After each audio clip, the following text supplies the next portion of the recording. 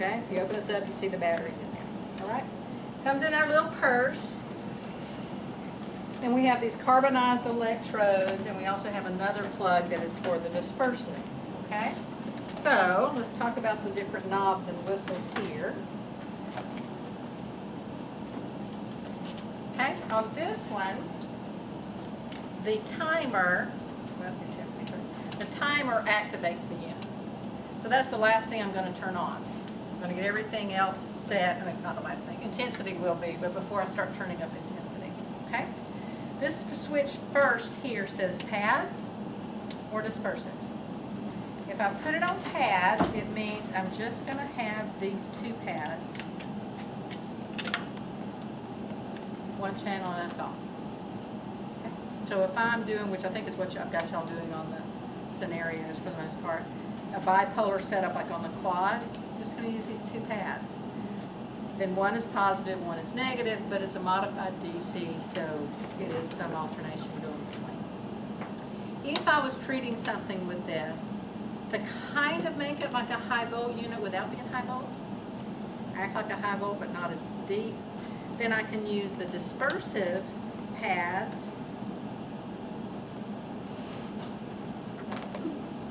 Then I could plug this in to a dispersive pad, and then both of these become active and this becomes dispersive. And then if I choose dispersive, I choose what I want the polarity of my active pads to be. They're not positive and negative, they're both positive, they're both negative, whatever, for whatever I'm treating. Okay? We use this big pad here for our dispersive for this, with the wet sponge and gauze in here. For these, you can theoretically just wet them. I usually put a wet sponge with gauze. Just it helps to conduct the electricity a little bit better. So we're not going to use the dispersive for the setup today unless you're wanting to as you're playing in your grooves, but for the demonstration, we're not. That would just be if you wanted both pads to be the same polarity. Okay? The selector on here gives you 4 choices that are preset by the machine: mode and rate. Okay, so it only gives you 4, and if you don't want one of those, you're kind of alone. Selector 1 is continuous high rate. Okay. Selector 2 is interrupted high rate. It's on for 10 seconds, off for 2 seconds. On for 10 seconds, off for 2. Okay. 3 and 4 are both low rate. 3 is continuous low rate at 2 pulses per second. And 4 is called interrupted low rate, but it's really not, because there's no break in current. What it does is it's a continuous low rate, but every 10 seconds it switches from 2 pulses per second to 5 pulses per second. Okay? So it's still continuous low rate, but it's not staying at the same rate the whole time. It's switching from 2 to 5.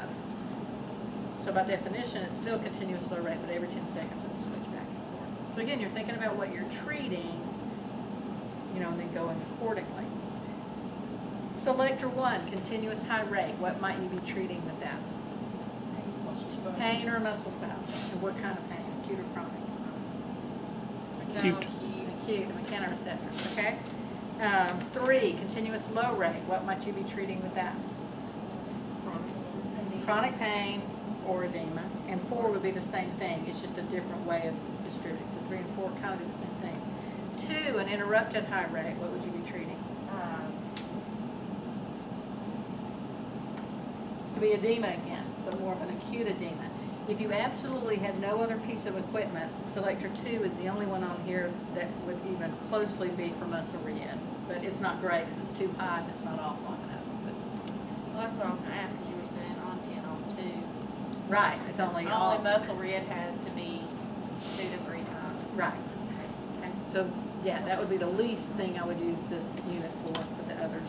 On the selector 1, 2, 3, and 4, are we to know that, or is that? You'll have to know that. It's in your handouts, but it's not on here anywhere. And it's specific to that machine, or is it kind of go in order? Are they always like 1, 2, 3, 4? For all soakins, I think it's the same. Yeah, okay. But yeah, it just says 1, 2, 3, 4 on here. Okay. Then this knob has your intensity in milliamps for whatever your desired effect is. And here it depends on what we're treating, whether we're wanting just a sensory response or we're wanting the motor response. You will feel like you're turning this thing to the moon and it's not going up very far. So don't think, oh my God, you know. So, you know, kind of look at it and read the milliamps, but it does seem to go round and round for a little movement. Actually, I'll just kind of watch the movement there. Okay. So let me get some wet pads to go with that.